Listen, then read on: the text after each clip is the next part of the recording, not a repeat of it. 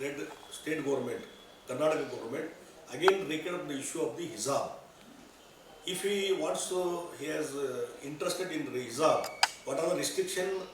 imposed by the BJP government, that restriction have been removed by the Siddaramaiah government now after 3 years.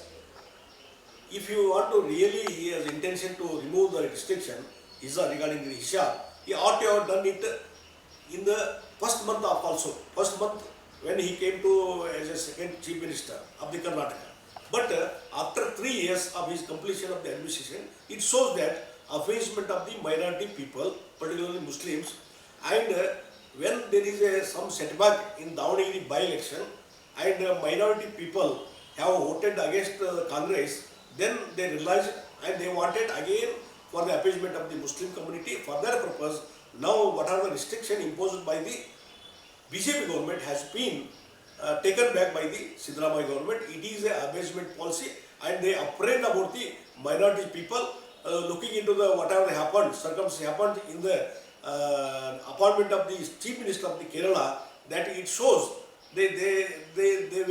yield for the any time for the Muslim community, because in that Kerala, because of threat by the Muslim League, they appointed a chief minister what the wish of the Muslim League is concerned. So for that purpose, their appeasement is continued, and definitely, and even the Kesari Shal, regarding they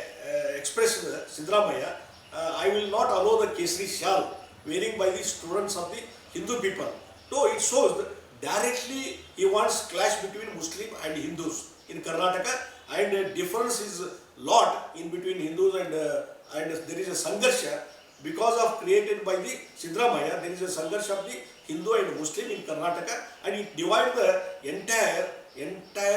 Karnataka with a caste system, and it will collapse the government of the Karnataka, Siddaramaiah government, and it is the end of the Congress government in Karnataka.